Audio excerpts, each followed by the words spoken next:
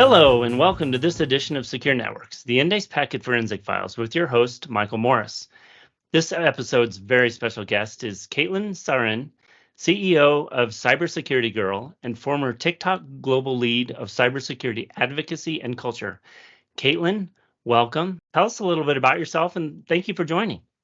Thank you so much, Michael, for having me. And yes, I'm very excited for this episode. A little bit about myself. I was never ever thinking I was going to go into cybersecurity. I don't think I even knew what cybersecurity was up until 10 years ago. And that was one of the things that kind of inspired me to make this channel. But I did aerospace mechanical engineering in undergrad and grad school.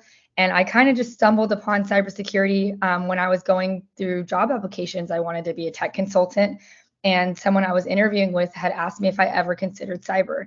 And I originally said, no, I didn't even know I could do that with my degree. And to be honest, I was always terrible at coding. Like, we had to take coding in university, and I was not good at it. So I never thought I was going to be good, but I figured I'd give it a shot and try it. I loved learning. And, the rest is history. I've specialized in data protection and privacy. I lived in London for a few years. I've loved every second of it. But a few years ago, I really wanted to give back to the community. And, I wanted to create a TikTok account, but I wanted it to be for good. And the reason why, and so I decided to make a cybersecurity channel because I felt like a lot of people were discouraged from going into cybersecurity because they felt like they needed to know how to code or be some freaky genius. And I am neither of those. I do not know how to code, and I don't know how to code anymore. And I am definitely not a freaky genius. So I wanted to break down those stigmas, and then it just kind of started, and it apparently resonated with a lot of people because it's going really well, and it allowed me to create my own company, which is what you said, Cybersecurity Girl LLC. So super happy to be here and to dive in a little bit deeper. Oh, we love it. Actually, that's how I found you. I told you my kids got me on TikTok, and I started seeing some of your episodes. Really great in encouraging people, how to do data protection and things like that. So, what inspired you to kind of make that shift, right? And what pivotal moments shaped your journey into this field? Yeah, so like I said, I started cybersecurity from literally square one, staff one at Ernst & Young. They've taught me everything I knew. And I did cybersecurity transformation projects, like large scale cyber transformation projects. And then I started specializing in data privacy and protection. As I got older, I, kind of finished climbing that ladder, the corporate ladder. I got there pretty fast too, because I am a very hard worker. And I got there and I was like, okay, well, now what? I'm where I've always wanted to be. And what else am I doing with my life? Mm-hmm. And so again, I wanted to start a TikTok channel. It was right when TikTok had decided to move over to the US, and I felt more comfortable from a data privacy side to join the app. And I was kind of racking my brain because I've always really wanted to inspire more women into STEM and tech fields because, to be honest, it took a lot for me to even go into engineering because it was, I was a mechanical, so there was only 5% women in engineering. So originally I was thinking about doing this channel to just women in STEM. And then I really realized that I would always get questions whenever I told people what I did, which was, cybersecurity. And no one knew what it was. They all thought, I was going to hack their phone. That was pretty much every comment. It was like, oh my gosh, are you going to hack my Wi-Fi? Are you hacking my phone? I'm like, that's not what everyone does. That's just only in the movies. So I really was inspired to start educating the public. And then as that journey progressed, obviously it kept getting bigger and bigger. But what I realized is that a lot of people need help with understanding, how to protect themselves online. So originally it was more for getting people into the cybersecurity field as a career. And then it started transitioning. I do both now, where I'm trying to educate the public, the general public, on like what they can do to protect themselves online, to protect their data, how they can create accounts securely. So I love both aspects of it. Mm-hmm. And it's crazy to me because I started realizing about a year ago that, we're given technology at such a young age that we're never taught. It's kind of like taxes. We're never taught how to do it. So I am hoping to be that one person that everyone goes to when they have questions or comments or concerns about how they can be safe, and also the person that inspires and educates other people to get into the STEM fields, both technical and non-technical. That's a great analogy. Taxes, but nobody teaches it. And as you know, in the corporate field, right, there's more and more training of cybersecurity is everyone's problem, not just the CISO and the security teams. So Aspiring individuals that I talk to often wonder what necessary skills for a career in cybersecurity are. What technical and non-technical skills would you highlight as really essential in this industry? Yeah, so this is a question that I always give an answer to, and people aren't like the happiest, but I honestly think there's only two skills that you need. And then depending on obviously what area you get into, you're going to need more. But it's a love of learning and a ability to problem solve. So those, as long as you have those two things, you can pretty much get into any area, because with those two, you can build the skills and that you need for either technical or non-technical areas of cybersecurity.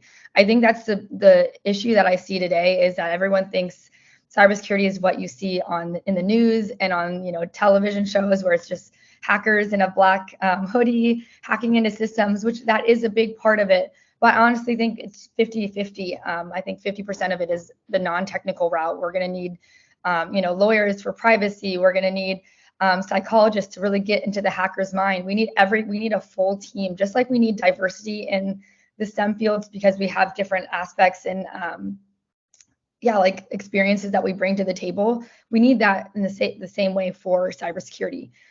So I just think the only two skills that you really need are love of problem solving and a love of learning. So once you get that, then it really depends. And I want to say this again, cybersecurity is not just like, hacking, or it's not just, one thing. So but in order to get into the cybersecurity field, you need to understand what area to get into. Cybersecurity is a very broad blanket statement. It's like you're saying you're going to get into sciences, or saying you're going to get into engineering.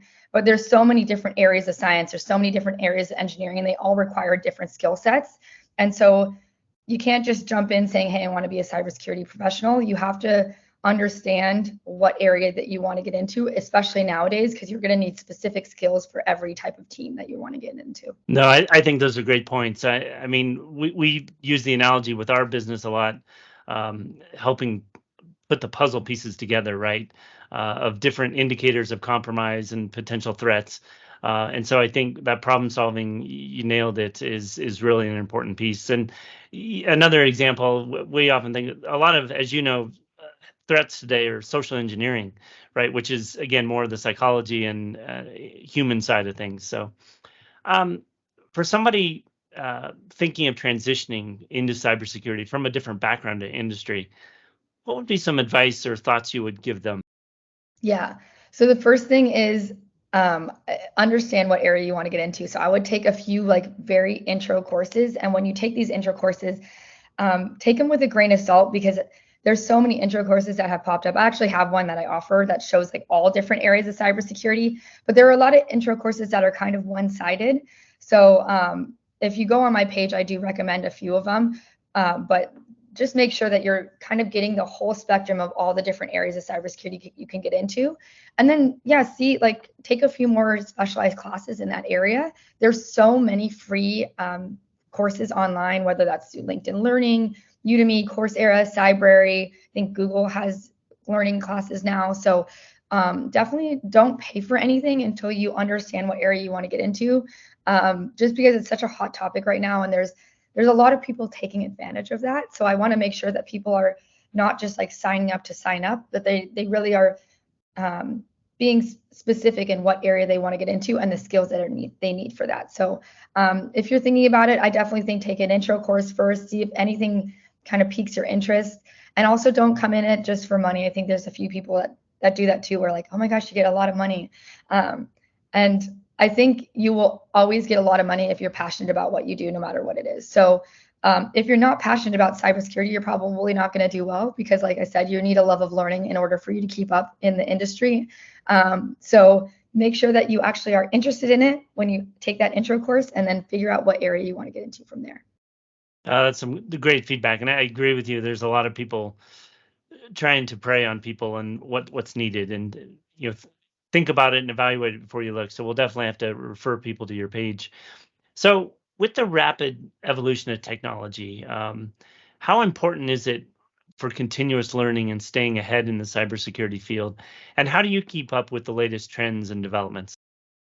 Yeah, I mean, it's extremely important. Like I said, that's like the number one skill I think people need to have is like a love of learning and a love of continuous learning. Because if you specialize in something a few years ago, you probably are outdated now and your skills are not needed.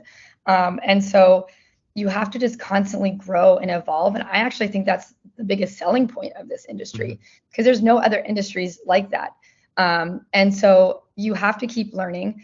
But yeah, for me, I personally like subscribe to Google and Google News alerts. So anytime it says data breach, anytime it says like privacy, cybersecurity, and the cybersecurity incident, I get those because for me, my job now is educating public on that. So whatever your industry is, I highly suggest doing like news alerts.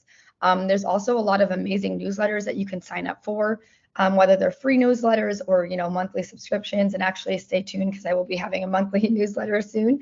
But yeah, there's a lot of really cool places that you can get news. I know a lot of people get it from Twitter, a lot of people get it from Reddit, and then even LinkedIn. I stay pretty up to date on LinkedIn as well. But I think the most popular ones are probably like the Reddit and Twitter for like the most up to date, like live news. And then I obviously do Google, and I kind of look at my Google News alerts every morning to see what I've missed. No, there's always something in the news, right? There's always something happening. So how do you do it? Same thing. I mean, I follow a lot of the social as well. Obviously part of what my focus is I work with a lot of the leading security vendors like Cisco, Palo Alto, Fortinet, some of the big players in the space. So I also subscribe to some of their, you get CVE announcements of the latest breaches and security holes. So those are some ways. But you nailed it. You got to stay on top of the news for sure, which a lot of young people don't watch the news like folks used to. So I don't watch the news. I don't have time to watch all of it, and it's also really depressing. So the way I am able to filter for what I need to see is those Google News alerts or whatever news alerts. And then the other thing I just remembered while you were talking is if you're involved in a group like I'm in IAPP, International Association of Privacy Professionals, there's ISC squared. A lot of those groups have like newsletters and like weekly or monthly meetings. You can get stuff from there as well, but those are probably a lot slower of a way to get up-to-date stuff, but you're still able to have that community of people where you can discuss any potential issues as well. So.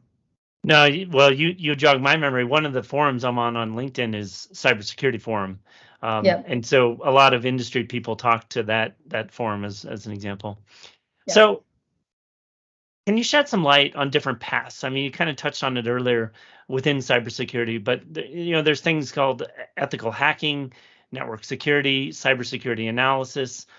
How does one decide which specialization to pursue, and can you give some light on some of the differences?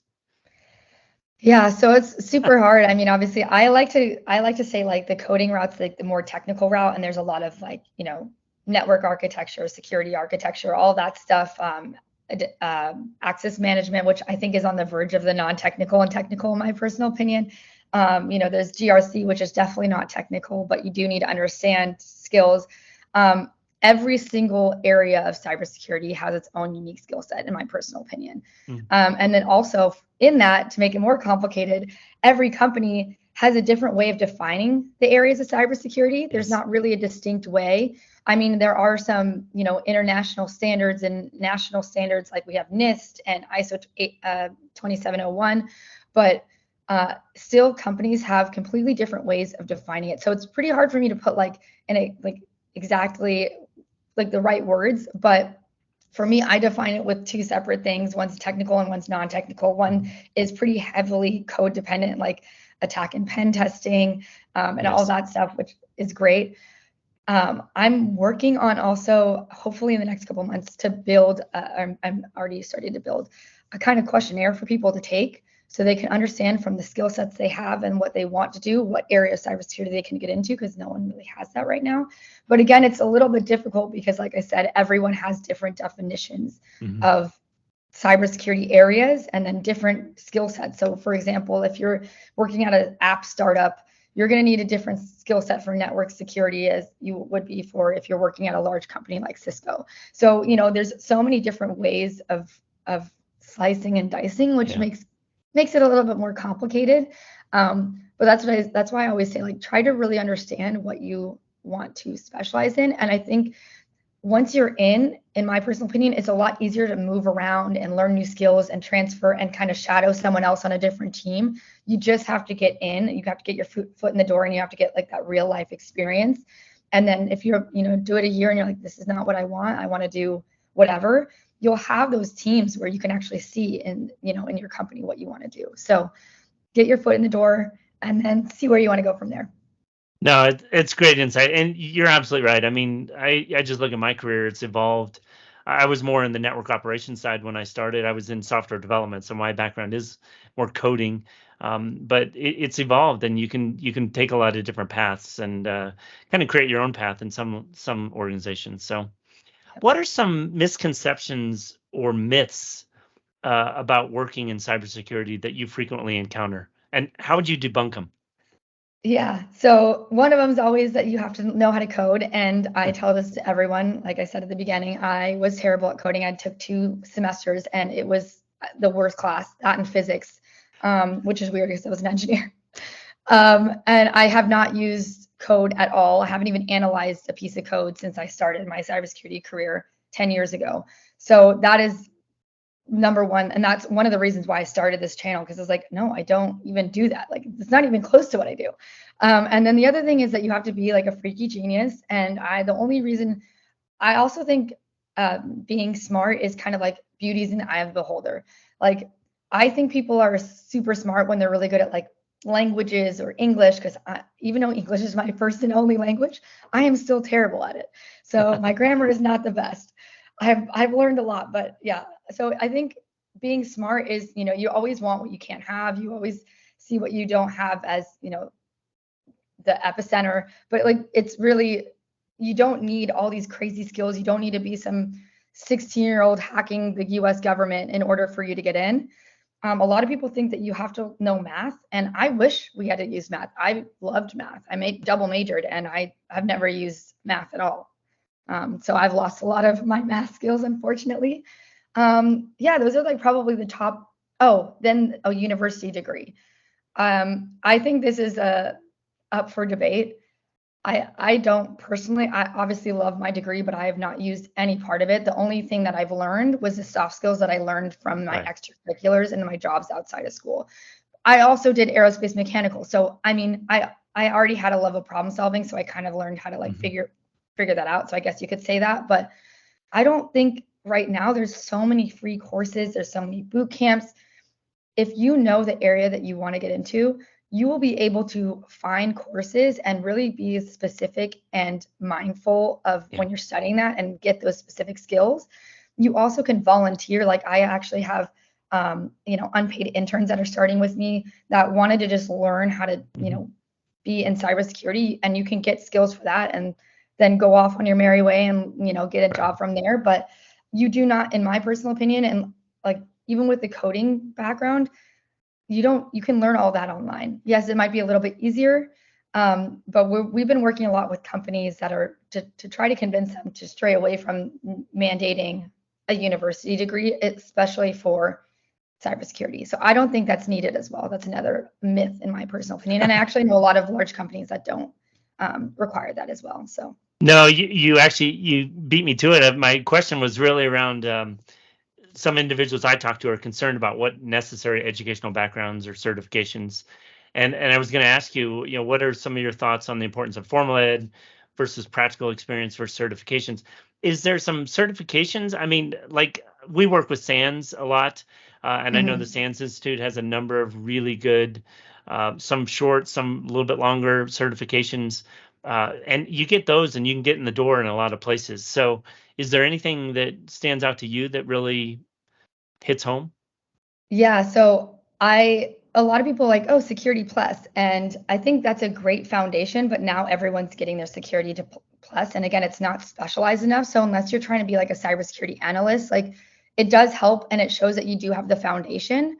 But again, in terms of like being specialized, like, if you want to be an attack and pen, like a Security Plus isn't going to get you anywhere. So you have to take the certifications depending on what area you want to get into. Like if you want to get into data privacy, data protection, I would strongly suggest you take the CIPT or CIPP, which is, the International Privacy Professionals certification. There's so many different ones, like especially for coding, and like there's all the hack the box trainings and all of that, whatever it is, but you need to get training specific to the area that you want to get into. Right. And I know it's kind of a daunting task to figure out, okay, what area do I get into when I don't even know what cybersecurity is? That's why I always say, try to find like multiple intro courses and figure out what area, and then Google like the best certifications for that course. For my intro course, I actually tell you the certifications for each area and the skills that you might need and what a day in the life looks like, because I just felt like it's not really said. But yeah, there's specific certifications that you should take for different areas. But I think a blanket statement, if you're just trying to get the general overview, Security Plus is a good place to start as well. Okay. But it doesn't get you a job. That definitely doesn't guarantee a job. No, rarely does one certification do that. So no, but great input. Yeah. So, Caitlin, my last question: diversity and inclusivity are crucial in any industry. What initiatives or changes do you think are necessary to encourage more diversity within the cybersecurity field, particularly to encourage women and minorities to get into this industry? Yeah, so I've been doing a lot of research on this. This is one of my passion projects. So I think from the start, like if girls are interested in science and math and engineering, like keep encouraging them and inspiring them. My parents did a great job with that. They were like, do engineering. And I was like, no, because I literally thought a mechanical engineer was like a car mechanic. I'm not even joking. Even in high school, like I literally thought that's what it was. Clearly I was uneducated at that point in time. But yeah, so I think it just, if they're interested in that, kind of show them examples of what they could be or who they could look like in the future. So have good role models set for these kids. But I think also the issue actually comes, there's a lot more women going in and like diversity going into it. And then graduating, they are there for a few years in, and then they kind of drop off. So the stats actually show that we've done a really good job of mentoring and, getting the women into the field and the diversity into the field. But stats actually start dropping off as, women start having kids and families. And I think there's a lack of role models and a lack of company acceptance and maybe flexibility for potentially like new moms. I think it just gets discouraging for a lot of women and for diversity, because they just aren't seeing someone like them out and or like, in a leadership role. Right. So I think that's like the next step, and the most important step is really being able to foster a culture where you show diversity in all, areas of your company. And then that way you can actually see yourself in that role. Because if you don't see yourself in like a role above you, it really is disheartening for people, because they don't believe that they can make it either. And then also, like for me, that's what I was really discouraged when I first started. I was like, I don't see any women that are mothers that are like a partner here. And I started seeing them eventually, but I was really discouraged the first like year or so until I started kind of forcing myself to meet people. So I think just letting your kids pursue their passions and telling them that they're on the right track and showing them who they can be and what they can do.